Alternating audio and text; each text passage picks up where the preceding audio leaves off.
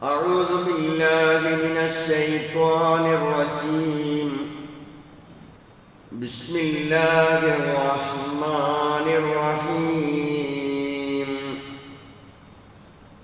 فلينظر الإنسان إلى طعامه أنا صببنا الماء صبا ثم شققنا الأرض شقا فأنبتنا فيها حبا وعنبا وقضبا.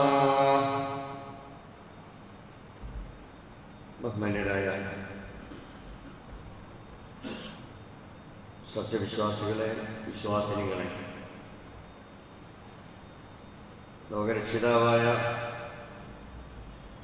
റബ്ബ് സുബ്ഹാനഹു വ തആലയുടെ വിധിവിലക്കുകൾ ജീവിതത്തിൻ്റെ ഓരോ ഘട്ടങ്ങളിലും പാലിച്ചുകൊണ്ട് പരമാവധി തഖ്വയിൽ അധിഷ്ഠിതമായ ജീവിതം നയിക്കാൻ എന്നോടും എല്ലാവരും വസിയത്ത് ചെയ്യുകയാണ്, ഉപദേശിക്കുകയാണ്.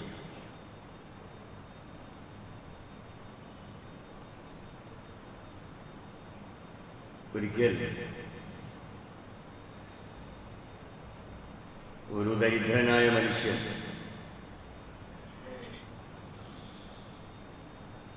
മരുഭൂമിയിലൂടെ ഒരു യാത്രയാണ്.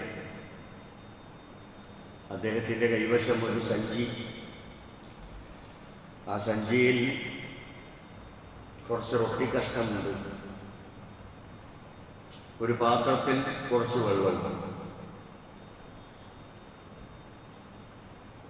അങ്ങനെ അദ്ദേഹത്തിൻ്റെ നീണ്ട യാത്രയിൽ വിശന്നൊട്ടിയ വയറുമായി,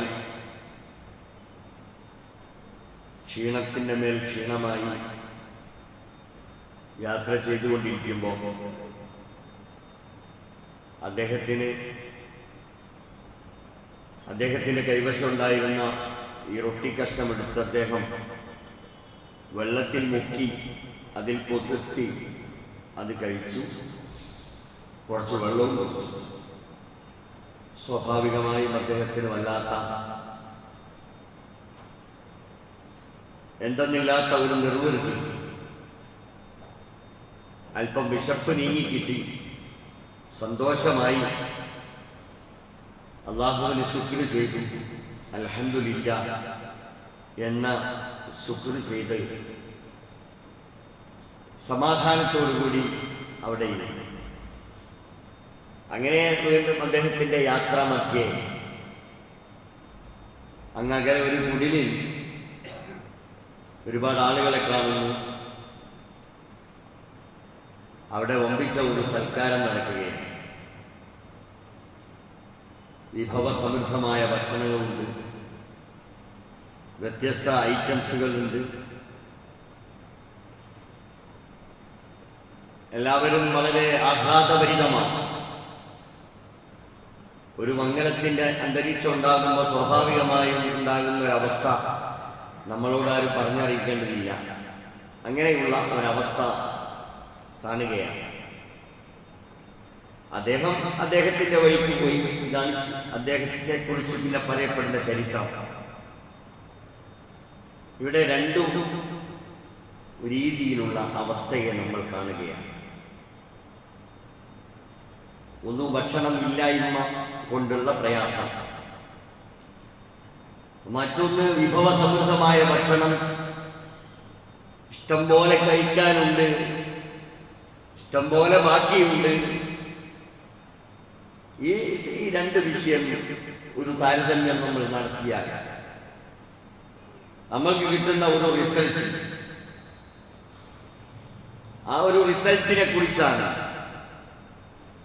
നമ്മൾ ചിന്തിക്കുകയും ആലോചിക്കുകയും ചെയ്യേണ്ടത്. നമ്മൾ വിചാരിക്കും ലോകത്ത് പട്ടിണികളില്ല. 2024 കണക്ക് 673 ദശലക്ഷം ആളുകൾ പട്ടിണിയിലാണ് എന്നതാണ് ലോകത്ത്. ചില്ലറ കണക്കല്ലത്.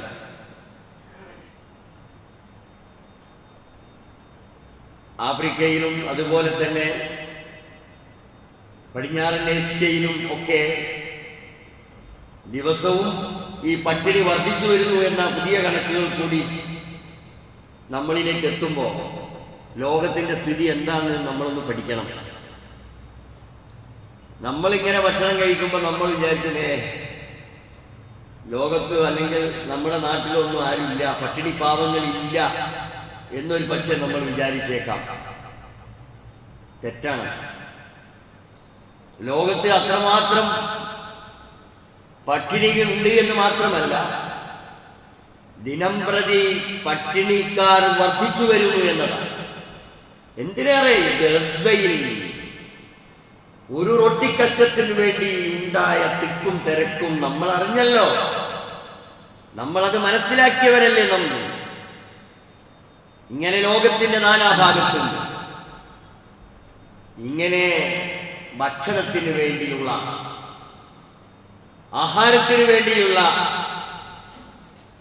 മനുഷ്യന്റെ നെട്ടോട്ടം നമ്മൾ അറിയണം. ആഹാരം എന്ന് പറയുന്നത് കേവലം വിശപ്പടക്കാനുള്ളതാണ് എന്ന് നമുക്കറിയാം. എന്നാൽ അതിനുമപ്പുറം സർവശക്തനായ റബ്ബ് സുബ്ഹാനഹു വ തആലയുടെ ഏറ്റവും മഹത്തായ ഒരനുഗ്രഹമാണ് ഈ ആഹാരം എന്ന് പറയുന്നത്. അല്ലാഹു സുബ്ഹാനഹു വ തആല ഭൂമിയിൽ അങ്ങനെയാണ് സംവിധാനിച്ചു വെച്ചിട്ടുള്ളത്. ഹുവല്ലദീ ഖലഖ ലക്കും മാ ഫിൽ അർളി ജമീഅ. അല്ലാഹു സുബ്ഹാനഹു വ തആല ഈ ഭൂമിയിൽ നിങ്ങൾക്ക് വേണ്ടി എല്ലാം സംവിധാനിച്ചതും സൃഷ്ടിച്ചു വെച്ചതും അത് നിങ്ങൾക്ക് വേണ്ടിയാണ്. നമ്മുടെ നിലനിൽപ്പിനും നമ്മുടെ ആരോഗ്യത്തിനും ശാരീരികവും ആത്മീയവുമായ വളർച്ചയ്ക്ക് ഉതകുന്ന തരത്തിൽ അല്ലാഹു തആല ഈ ഭൂമിയിൽ സംവിധാനിച്ചു വെച്ചതിനെ പരിപൂർണമായും അത് ഉപയോഗിക്കുവാൻ അല്ലാഹു നമുക്ക് അനുവാദം നൽകിയിട്ടുണ്ട്. അതുകൊണ്ട് തന്നെ പരിശുദ്ധ ഖുർആൻ നമ്മളോട് ആവശ്യപ്പെടുന്നത് ഫൽയൻദുറിൽ ഇൻസാൻ ഇലാ തആമിഹി. മനുഷ്യൻ അവനാഹരിക്കുന്ന, അവൻ ഭക്ഷിക്കുന്ന അവന്റെ ഭക്ഷണത്തിലേക്ക് അവൻ നോക്കട്ടെ, അവൻ അതിനെക്കുറിച്ച് ചിന്തിക്കട്ടെ എന്ന് പരിശുദ്ധ ഖുർആൻ നമ്മളോട് ആവശ്യപ്പെടുകയാണ്. ഭക്ഷണം എന്ന് പറയുന്നത് ആവശ്യമല്ല, അത്യാവശ്യമാണ്. ആഹാരം അത് അനിവാര്യമാണ്. മനുഷ്യൻ കഴിക്കുന്ന ഭക്ഷണത്തെക്കുറിച്ച് എപ്പോഴും ചിന്തിച്ചുകൊണ്ടിരിക്കണം എന്ന് കൂടി ഉണർത്തിക്കൊണ്ടിരിക്കുന്നുണ്ട്. നമ്മളിൽ എത്ര പേര് അങ്ങനെ ആലോചിക്കുന്നുണ്ട്, ചിന്തിക്കുന്നുണ്ട്? നമ്മൾക്ക് ഒരു നേരത്തെ ഭക്ഷണം, രണ്ടാമത്തെ സമയത്ത് അതേ ഭക്ഷണം നമ്മൾക്ക് പറ്റില്ല. ഇങ്ങനെ ഓരോ സമയവും വ്യത്യസ്തങ്ങളായ ഭക്ഷണങ്ങൾ കഴിച്ച് ജീവിക്കുന്ന നമ്മെ സംബന്ധിച്ചിടത്തോളം നമ്മൾക്കൊന്നിനെ കുറിച്ചും അറിയുന്നില്ല. കഴിച്ചതിന് ശേഷം മിച്ചം വരുന്ന, പാഴാക്കിക്കളയുന്ന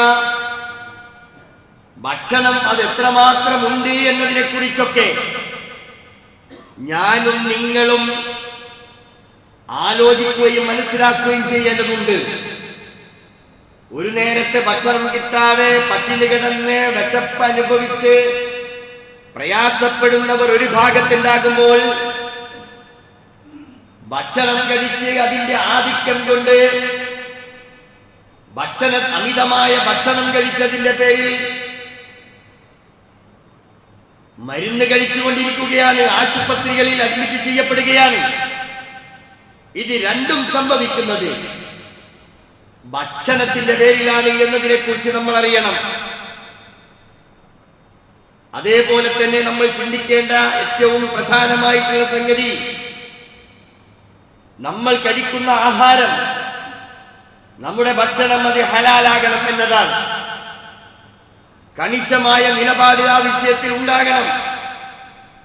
പരിശുദ്ധ ഖുർആൻ ഈ കാര്യത്തെ സംബന്ധിച്ച് നമ്മെ അറിയിക്കുന്നത്, യാ അയ്യുഹന്നാസ്, ഹേ മനുഷ്യരെ, കുലൂ മിമ്മാ ഫിൽ അർളി ഹലാലൻ ത്വയ്യിബ, ഹലാലായതും ശുദ്ധമായതുമായ ഭക്ഷണമേ നിങ്ങൾ കഴിക്കാവൂ എന്നത് പരിശുദ്ധ ഖുർആനിന്റെ നിർബന്ധത്തിലൂടെയുള്ള കൽപ്പനയാണ് എന്ന് നമ്മൾ അറിയണം. നമ്മൾ ഹലാലായ ഭക്ഷണം കഴിച്ചാലേ നമ്മുടെ ശരീരം പരിശുദ്ധമാകൂ. നമ്മൾ മൊത്തത്തിൽ ശുദ്ധമായി തീരണമെന്നുണ്ടെങ്കിൽ ഹലാലായ ഭക്ഷണം കഴിക്കണം. അള്ളാഹു ഇഷ്ടപ്പെട്ടതിനതിൽ സമ്പാദിച്ചുണ്ടാക്കിയ ഭക്ഷണമാണ്, ആഹാരമാണ് നമ്മൾ കഴിക്കേണ്ടത്. കാരണം നബി സല്ലല്ലാഹു അലൈഹി വസല്ലം നമ്മെ ബോധ്യപ്പെടുത്തിയിട്ടുണ്ട്, ഇന്നല്ലാഹ ത്വയ്യിബുൻ, അള്ളാഹു ഏറ്റവും നല്ലവനാണ്. ലാ യഖ്ബലു ഇല്ലാ ത്വയ്യിബ, നല്ലതല്ലാത്തതൊന്നും അള്ളാഹു സ്വീകരിക്കപ്പെടുകയില്ല. അള്ളാഹുവിന് ഏറ്റവും ഇഷ്ടം നല്ലതിനോടാണ്. അപ്പോ നല്ലതിനെ മാത്രമേ, നല്ലതല്ലാത്ത ഒന്നിനെയും അള്ളാഹു സ്വീകരിക്കുകയില്ല. എന്ന് പറഞ്ഞാൽ നമ്മൾ ആഹാരം കഴിച്ചാൽ ആ ആഹാരം കൊണ്ടുണ്ടാവും നമ്മുടെ വളർച്ച, നമ്മുടെ ശരീരത്തിന്റെ വളർച്ച മാത്രമല്ല ആഹാരം കൊണ്ടുണ്ടാകുന്നത്, മാനസികമായും ആത്മീയമായും ഈ വളർച്ചക്കൊക്കെ നമ്മുടെ ഭക്ഷണം, ആഹാരം അനിവാര്യമാണ്. അങ്ങനെ നമ്മുടെ ശരീരം അത് പരിശുദ്ധമാണോ, അല്ലെങ്കിൽ നമ്മൾ അതിനെക്കുറിച്ച് ചിന്തിക്കേണ്ടതുണ്ട്, ആലോചിക്കേണ്ടതുണ്ട് എന്ന് ബോധ്യപ്പെടുത്തുകയാണ് പ്രവാചകൻ സല്ലല്ലാഹു അലൈഹി വസല്ലം. നമ്മൾ നമസ്കരിക്കുന്നുണ്ട്, നമ്മൾ അതുപോലെയുള്ള മറ്റ് ആരാധനാ കർമ്മങ്ങൾ ചെയ്യുന്നുണ്ട്, ഇബാദത്തുകളിൽ നമ്മൾ മുഴുകുന്നുണ്ട്, നമ്മൾ പ്രാർത്ഥിക്കുന്നുണ്ട് റബ്ബിനോട്, മനമുരുകി നമ്മൾ പ്രാർത്ഥിക്കുന്നുണ്ട്. നമ്മുടെ പ്രയാസങ്ങൾ ദൂരീകരിക്കപ്പെടുന്നതിന് വേണ്ടി നമ്മുടെ സങ്കടങ്ങൾ നമ്മൾ അള്ളാഹുവിന്റെ മുമ്പിൽ സമർപ്പിക്കുന്നുണ്ട്.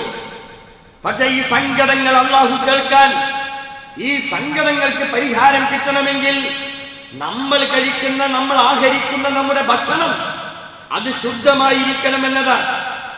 അത് നിർബന്ധമാണ്. ഉത്തരം കിട്ടണമെന്നുണ്ടെങ്കിൽ തീർച്ചയായും നമ്മൾ കഴിക്കുന്ന ഭക്ഷണം പരിശുദ്ധമായിരിക്കണം, അത് ഹലാലായിരിക്കണം, ത്വയ്യിബായിരിക്കണം. അത് നിർബന്ധമാണ്.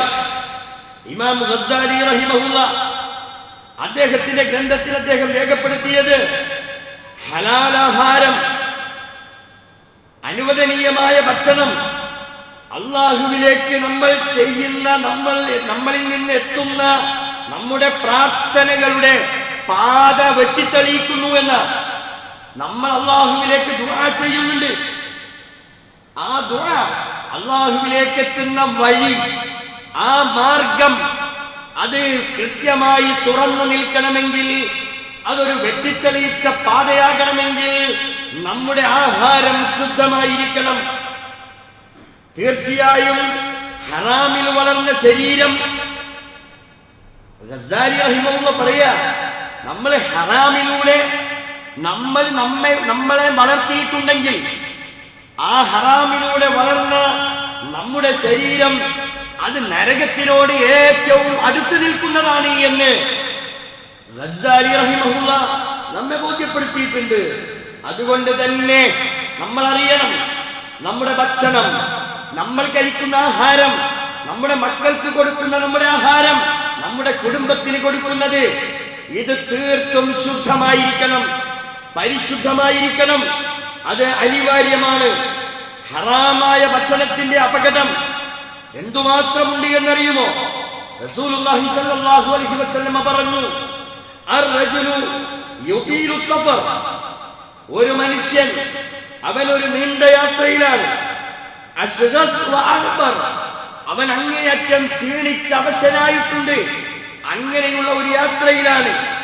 യമുദ്ദു യദഹു ഇല സമായി, അവൻ അവന്റെ ഇരു കൈകളും ആകാശത്തിലേക്ക് ഉയർത്തിക്കൊണ്ട് യാ റബ്ബ് യാ റബ്ബ് എന്ന് അവൻ ഇങ്ങനെ വിളിച്ചുകൊണ്ടിരിക്കുന്നുണ്ട്. പക്ഷേ വമത്അമുഹു ഹറാം, അവൻ കഴിക്കുന്ന ഭക്ഷണം ഹറാമാണ്.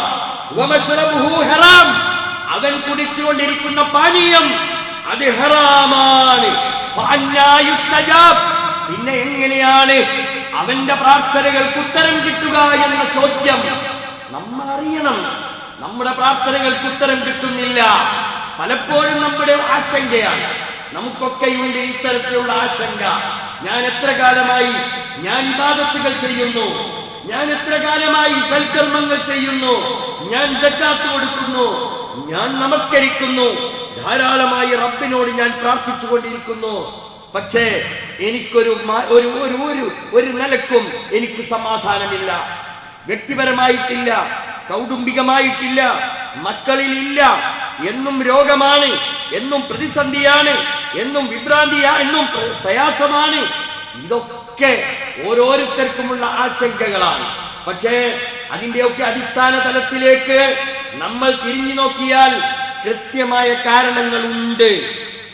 അവിടെയാണ് നമ്മൾ അറിയേണ്ടത്. ഇവിടെ റസൂലുള്ളാഹി സ്വല്ലല്ലാഹു അലൈഹി വസല്ലം നമ്മൾ എന്തുമാത്രം കേണപേക്ഷിച്ചാലും മനമുരുകി അല്ലാഹുവിനോട് പ്രാർത്ഥിച്ചാലും ആ പ്രാർത്ഥനകൾക്ക് ഉത്തരം കിട്ടാൻ പ്രയാസമുണ്ടാകുന്നത് ഒന്ന് നമ്മുടെ ഭക്ഷണമാണ്. അതുകൊണ്ടാണ് റസൂലുള്ള പറഞ്ഞത്, നിങ്ങൾ കഴിക്കുന്ന ഭക്ഷണം അത് ഹറാമിന്റെ ഭക്ഷണമാണോ, നമ്മൾ കഴിക്കുന്ന ഭക്ഷണം അത് ഹലാലിന്റെ ഭക്ഷണമാണോ? ഇത് രണ്ടും വേർതിരിച്ച് മനസ്സിലാക്കേണ്ടതുണ്ട്. അങ്ങനെ ഹറാം പരിപൂർണമായും നിഷിദ്ധമായത് പരിപൂർണമായും വെടിഞ്ഞുകൊണ്ട് ഹലാലായ മാർഗത്തിലൂടെ ചലിക്കുകയും ഹലാലായത് ഭക്ഷിക്കുകയും ചെയ്യാൻ അതാണ് ഒരു വിശ്വാസി തയ്യാറാവേണ്ടത്. ഈ വിഷയത്തിൽ നമ്മൾ ഒന്നുകൂടി ചിന്തിക്കേണ്ടത്, ദൂർത്തു വരുന്നുണ്ടോ, അല്ലെങ്കിൽ നമ്മുടെ ആഹാരവും നമ്മുടെ ഭക്ഷണം ഒരുക്കലും സംഘടിപ്പിക്കലും നമ്മുടെ ആഘോഷങ്ങളും എല്ലാം അത് ദൂർത്തിലേക്ക് വഴിമാറുന്നുണ്ടോ, അതൊരു പൊങ്ങച്ചത്തിന് വേണ്ടിയാകുന്നുണ്ടോ? നമ്മൾ ആലോചിക്കണം. പേരിന് വേണ്ടിയോ പെരുമയ്ക്ക് വേണ്ടിയോ തറവാടിന്റെ മഹിമയ്ക്ക് വേണ്ടിയോ ആണോ നമ്മൾ ഇത്തരത്തിൽ സംഘടിപ്പിക്കുന്നതെങ്കിൽ തീർത്തും പാടില്ലാത്തതാണ്. നമ്മൾ ഒഴിവാക്കേണ്ടതാണ്. ഹലാലായ ഒരു സംഗതി പൂർത്തിയാക്കാൻ അവിടെ നമ്മൾ കൊടുക്കപ്പെടുന്ന ഭക്ഷണം അത് ഹലാലായ മാർഗത്തിലൂടെ തന്നെ ആയിരിക്കണം. ഭക്ഷണമാണ് എന്ന് കരുതി എങ്ങനെയും ആവാം എന്ന് ഇസ്ലാം നമ്മളോട് പറയുന്നില്ല. ഭക്ഷണം കഴിക്കണം, പാനീയം കഴിക്കണം. കുലൂ വശ്റബു, നിങ്ങൾ ഭക്ഷിച്ചോളൂ, നിങ്ങൾ കുടിച്ചോളൂ. പക്ഷേ വലാ തുസ്രിഫു, നിങ്ങൾ അവിടെ ദൂർത്ത് കാണിക്കരുത്. ഇന്നഹു ലാ യുഹിബ്ബുൽ മുസ്രിഫീൻ, കാരണം അല്ലാഹു ദൂർത്തന്മാരെ, പൊങ്ങച്ചക്കാരെ, അഹങ്കാരികളെ അല്ലാഹു ഒരിക്കലും ഇഷ്ടപ്പെടുന്നില്ല. ഈ ഒരു മാനദണ്ഡം ഞാൻ നിങ്ങൾ സ്വീകരിക്കേണ്ടതല്ലേ? ഒരു മുസ്ലിം ഉമ്മത്തിൽ ജീവിക്കുന്ന ഞാൻ നിങ്ങളുമല്ലേ ഇത് മാതൃകയാക്കേണ്ടത്? എന്റെ വീട്ടിൽ ഞാൻ നടത്തപ്പെടുന്ന എന്റെ വീട്ടിലെ പരിപാടികൾ, അത് കല്യാണമാകട്ടെ സൽക്കാരമാകട്ടെ ഏതാണെങ്കിലും ശരി, ആവശ്യത്തിനുള്ളതല്ലാതെ അനാവശ്യമായ രീതിയിൽ ഭക്ഷണങ്ങൾ ഉണ്ടാക്കി കുറെയെല്ലാം കഴിച്ച് ബാക്കിയെല്ലാം കുടിച്ചു മൂടപ്പെടുന്ന ഒരവസ്ഥയിലേക്ക് നീങ്ങിയാൽ പിന്നെ എങ്ങനെയാണ് അള്ളാഹുവിന്റെ ബർക്കത്ത് നമ്മൾക്ക് കിട്ടുക? അള്ളാഹു ഭക്ഷണം നൽകി, ഒരുപാട് അള്ളാഹു നമ്മൾക്ക് നിഅമത്ത് നൽകിയിട്ടുണ്ട്. നമ്മുടെ ഭക്ഷണ സംസ്കാരം അത് നമ്മൾ മാറ്റേണ്ടതുണ്ടെങ്കിൽ അത് മാറ്റിയേ മതിയാകൂ. ആഡംബരത്തിന് അല്ലെങ്കിൽ പേരിന് വേണ്ടിയോ പ്രശസ്തിക്ക് വേണ്ടിയോ ചെയ്യുന്നതൊന്നും നമ്മൾക്കത് ഗുണം ചെയ്യില്ല എന്ന് നമ്മൾ അറിയണം. അപ്പോ നമ്മൾക്ക് തടസ്സം നിൽക്കുന്നത്, എന്റെ ഈമാനിന് കോട്ടം നൽകുന്നത് അല്ലെങ്കിൽ അതിന് വിഘാതമായി നിൽക്കുന്നത് എന്റെ ഇത്തരത്തിലുള്ള പൊങ്ങച്ചമാണോ, ദൂർത്താണോ, ഭക്ഷണ സംസ്കാരമാണോ?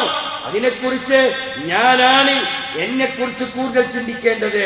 അതുകൊണ്ട് ഇതിന്റെയൊക്കെ രീതികളെ സംബന്ധിച്ച്, എങ്ങനെയാവണം എന്നതിനെ സംബന്ധിച്ച് വളരെ കൃത്യമായ നിലപാട് ഇസ്ലാം നമ്മൾക്ക് നൽകിയിട്ടുണ്ട്. ഭക്ഷണം നൽകിയത് അല്ലാഹു ആണല്ലോ. എന്നാൽ ഇതൊന്നും തരാതെ എല്ലാം പിൻവലിക്കാനും ആർക്കറിയാം? അള്ളാഹുവിനറിയാം. ഭക്ഷണം നൽകിയവനെ നമ്മെ ഒന്നും ഇല്ലാതെ പരീക്ഷിക്കാനും അള്ളാഹുവിനറിയാം. വലനബുലുവന്നക്കും ബിശൈഇൻ മിനൽ ഖൗഫി വൽജൂഇ വനക്സിൻ മിനൽ അംവാലി വൽഅൻഫുസി വസ്സമറാത്ത് വബശ്ശിരിസ് സ്വാബിരീൻ. സാമ്പത്തിക രംഗത്ത് മാന്ദ്യം നമ്മൾക്ക് അള്ളാഹു നൽകി പരീക്ഷിക്കാം. ഭക്ഷണ രംഗത്ത് അള്ളാഹു തആല നമ്മെ പരീക്ഷിക്കാം. ഇഷ്ടം പോലെ ഇട്ടും ചവിട്ടിയും ഭക്ഷണം കഴിക്കാൻ നമ്മൾക്ക് അള്ളാഹു നിഅമത്ത് ചെയ്തു. പക്ഷേ നമ്മൾ അത് ദുരുപയോഗം ചെയ്താൽ അള്ളാഹുവിന്റെ പരീക്ഷണം സമീപത്തുണ്ടാകും എന്ന് നമ്മൾ മനസ്സിലാക്കണം.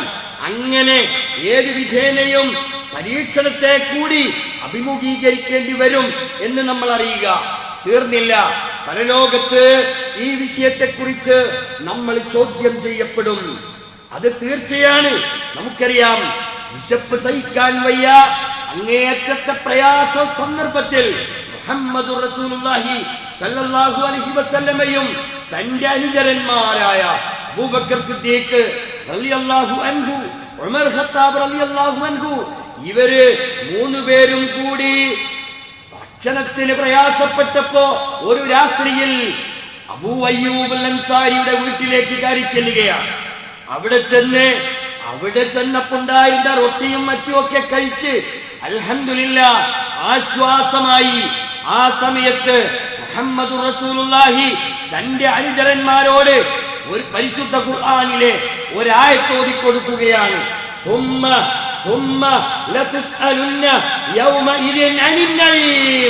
നഈമിനെ കുറിച്ച്, നിങ്ങളുടെ നിഅമത്തിനെ കുറിച്ച് ഇപ്പം നമ്മൾ ഭക്ഷണം കഴിച്ചുവല്ലേ, ഇപ്പം നമ്മൾ അങ്ങേയറ്റം വിശപ്പിന്റെ സമയത്ത് ഭക്ഷണം നൽകി അല്ലാഹു, നമ്മൾ ഇവിടെ വെച്ച് ഭക്ഷണം നൽകി. പക്ഷേ ആ ഭക്ഷണം, അതിന് നമ്മൾ നന്ദി കാണിക്കണം. തീർച്ചയായും ആ നിഅമത്തിനെ സംബന്ധിച്ച് നാളെ റബ്ബ് നമ്മളോട് ചോദ്യം ചെയ്യപ്പെടും എന്ന് റസൂലുള്ളാഹി സ്വല്ലല്ലാഹു അലൈഹി വസല്ലമ തന്റെ അനുചരന്മാരെ ബോധ്യപ്പെടുത്തി കൊടുക്കുക. നമ്മൾ അറിയണം ഇതാണ് ഇസ്ലാമിക ചരിത്രത്തിലെ വളരെ കൃത്യമായിട്ടുള്ള ചില സംഭവങ്ങൾ. നമ്മൾ അല്ലാഹു തആലയുടെ അനുഗ്രഹങ്ങൾ കിട്ടി അനുഭവിച്ചു കൊണ്ടിരിക്കുന്നവരാണ്. എല്ലാ അർത്ഥത്തിലും നമ്മൾ അനുഭവിക്കുന്നുണ്ട്. പക്ഷേ അള്ളാഹുവിനെ നമ്മൾ ശുക്ർ ചെയ്യുന്നുണ്ടോ? അള്ളാഹുവിന് വേണ്ടി നമ്മൾ നന്ദി ചെയ്യുന്നുണ്ടോ? ഇവിടെ ആണ് വിശ്വാസികളായി നമ്മൾ ഏറെ ചിന്തിക്കുകയും ആലോചിക്കുകയും ചെയ്യേണ്ടത്. അതുകൊണ്ട് ആരോഗ്യത്തിനു വേണ്ടി നമ്മുടെ ആരോഗ്യം നിലനിൽക്കണം. തീർച്ചയാണ് ഭക്ഷണം ആവശ്യമാണ്. പക്ഷേ അനാവശ്യമായ നിലയിൽ ഇതിനെയൊന്നും നമ്മൾ ദുരുപയോഗം ചെയ്യരുത്. എപ്പോഴും നമ്മൾ കഴിക്കുന്ന ഭക്ഷണത്തെ സംബന്ധിച്ച് നമ്മൾ കഴിക്കുന്നതിനേക്കാളും അപ്പുറം പുറത്തേക്ക് നമ്മൾ തള്ളപ്പെടുന്നുണ്ടോ, നമ്മുടെ വീടുകളിൽ അങ്ങനെയുള്ള അവസ്ഥയുണ്ടോ എന്നതിനെ കുറിച്ച് വളരെ കൃത്യമായി നമ്മൾ ആലോചിക്കുകയും ചിന്തിക്കുകയും ചെയ്യേണ്ടതുണ്ട്. അല്ലെങ്കിൽ അള്ളാഹുവിന്റെ പരീക്ഷണം നമുക്കുണ്ടാകും എന്ന് നമ്മൾ മനസ്സിലാക്കണം. അള്ളാഹു നമ്മെ ഏവരെയും അനുഗ്രഹിക്കുമാറാവട്ടെ.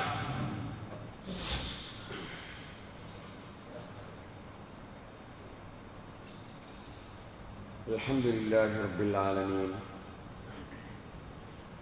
വസല്ലല്ലാഹു അലൻ നബിയിൽ കരീം വഅലാ ആലിഹി വസഹ്ബിഹി അജ്മഈൻ.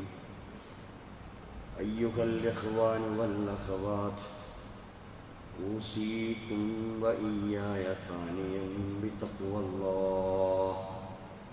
പ്രിയപ്പെട്ട സഹോദരി സഹോദരന്മാരെ, അള്ളാഹുവിനെ സൂക്ഷിച്ചുകൊണ്ട് തഖ്വയുള്ളവരായി ജീവിക്കണേ എന്ന് ഒരിക്കൽ കൂടി വസിയത്ത് ചെയ്യുക.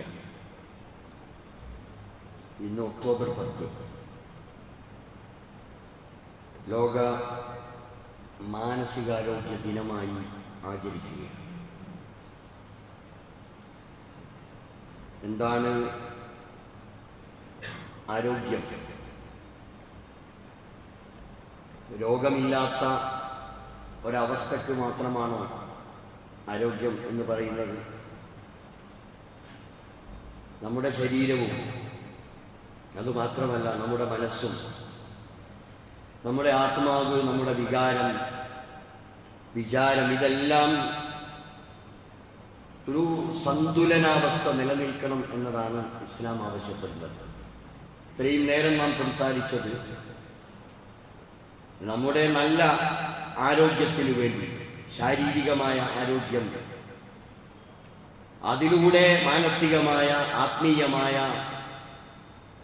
വളർച്ചയും പുരോഗതിയും. ഇതിന് ഭക്ഷണം ആവശ്യമാണ് എന്ന് നാം മനസ്സിലാക്കി.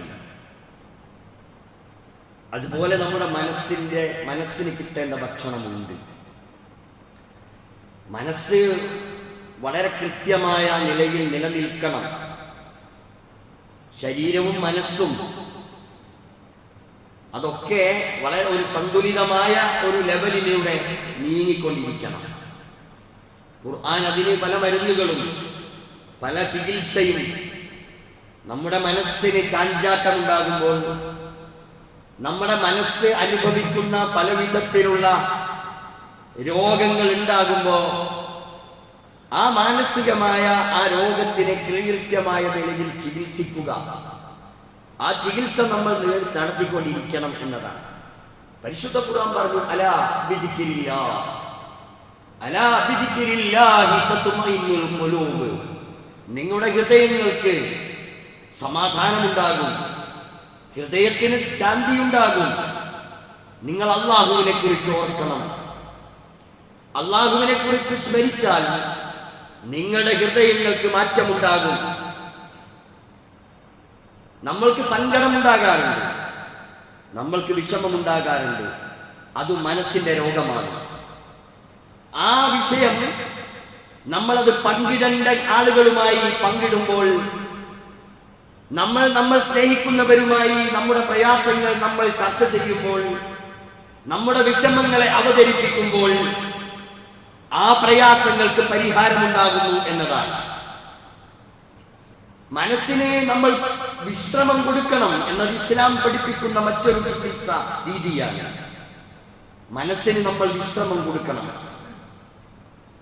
മനസ്സിന് വിശ്രമമില്ലാതിരിക്കുമ്പോൾ പല നിലക്കുള്ള പ്രയാസങ്ങളും രോഗവും നമ്മൾക്ക് അധികരിച്ചു വരുന്നുവെന്നാണ്. ശാരീരികമായ ഒരു രോഗമുണ്ടാകുമ്പോൾ നമ്മൾ മനസ്സിനെ നമ്മൾ കൃത്യമായി നിയന്ത്രിച്ചിട്ടില്ലെങ്കിൽ, മനസ്സിന് വേണ്ട ചികിത്സ നമ്മൾ കൊടുത്തിട്ടില്ലെങ്കിൽ ശാരീരികമായ അസ്വസ്ഥതകൾ വർദ്ധിക്കുന്നുവെന്ന്, അതിനേക്കാളപ്പുറം മാനസികമായ സംഘർഷം ഉണ്ടാകും എന്നതുമൊക്കെ എല്ലാവർക്കും അറിയാവുന്നതാണ്. ഇവിടങ്ങളിലൊക്കെ ഇസ്ലാം വളരെ കൃത്യമായ ഒരു മാനസികാരോഗ്യമായ നില കൈവരിക്കുന്നതിന് ഒരു വിശ്വാസി എന്ന നിലയിൽ അവൻ അള്ളാഹുവിനെയാണ് ഒന്നാമതായും അവൻ ലക്ഷ്യം വെക്കേണ്ടത് എന്നും, അള്ളാഹുവിനാണ് എല്ലാം സമർപ്പിക്കേണ്ടത് എന്നും, നമ്മുടെ സങ്കടങ്ങളും നമ്മുടെ പ്രയാസങ്ങളും നമ്മുടെ വേവലാതികളും ആവലാതികളും അത് അള്ളാഹുവിനാണ് നമ്മൾ ബോധിപ്പിക്കേണ്ടത് എന്നും, അങ്ങനെ മനസ്സിനെ ശുദ്ധീകരിച്ചെടുത്തുകൊണ്ട് മനസ്സിനൊരു ശാന്തമായ അന്തരീക്ഷം ഉണ്ടാക്കി കൊടുക്കാനാണ് ഏതൊരു വിശ്വാസിയും പരിശ്രമിക്കേണ്ടത്.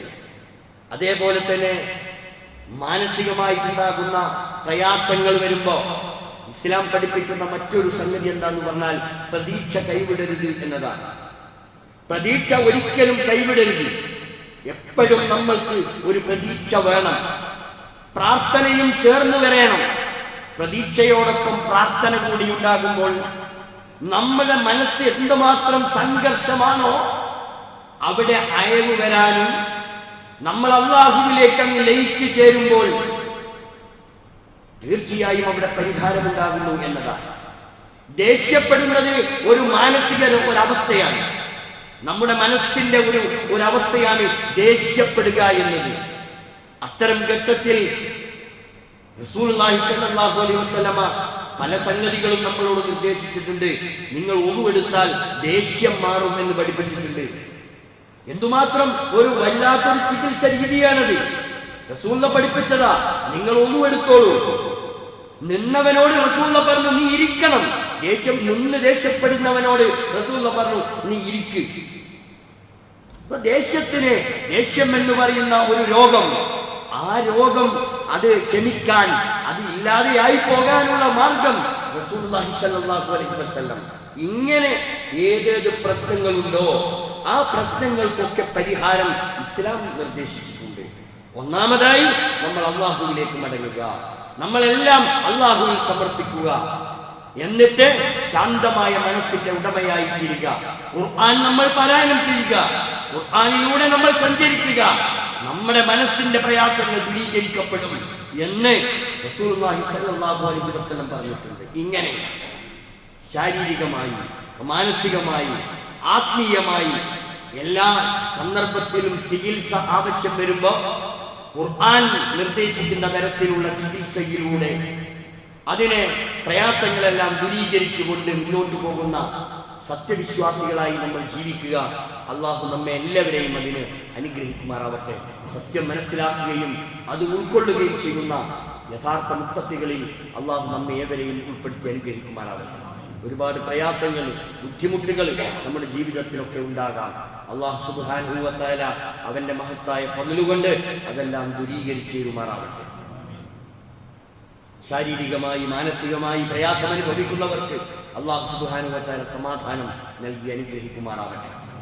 രോഗികളായി കിടക്കുന്ന അനേകം ആളുകൾ വീടുകളിലും ആശുപത്രികളിലുമൊക്കെ കഴിഞ്ഞുകൂടുന്നവർ അള്ളാഹു അവരുടെ രോഗങ്ങൾക്ക് ശിഫ നൽകി അനുഗ്രഹിക്കുമാറാവട്ടെ. മരണത്തിന് കീഴടങ്ങിയിട്ടുള്ള അള്ളാഹുവിൻ്റെ വിളിക്കുത്തരമേകി അവൻ്റെ അടുത്തേക്ക് പോയിട്ടുള്ള മുഴുവൻ സഹോദരി സഹോദരന്മാർക്കും അള്ളാഹു സുബ്ഹാനഹു വ തആല മഗ്ഫിറത്തും റഹ്മത്തും നൽകി അവരെ അനുഗ്രഹിക്കുമാറാവട്ടെ. നാളെ അവൻ്റെ ജന്നാത്തുൽ ഫിർദൗസിൽ നമ്മെയും അവരെയും അള്ളാഹു ഒരുമിച്ച് കൂട്ടുമാറാവട്ടെ. അല്ലാഹുമ്മ ഗ്ഫിർ ലിൽ മുഅ്മിനീന വൽ മുഅ്മിനാത്ത് വൽ മുസ്ലിമീന വൽ മുസ്ലിമാത്ത് الأحياء منهم والأموات إنك مجيب الدعوات ويا قاضي الحاجات ربنا اغفر لنا ولإخواننا الذين سبقونا بالإيمان فلا تجعل في قلوبنا غلا للذين آمنوا ربنا إنك رؤوف رحيم اللهم اجعلنا من المسلمين واجعلنا من المتقين واجعلنا من المخلصين اللهم مقلب القلوب ثبت قلوبنا على دينك اللهم مصرف القلوب صرف قلوبنا على طاعتك ربنا تقبل منا دعاءنا إنك أنت التواب الرحيم ربنا آتنا في الدنيا حسنة وفي الآخرة حسنة وقنا عذاب النار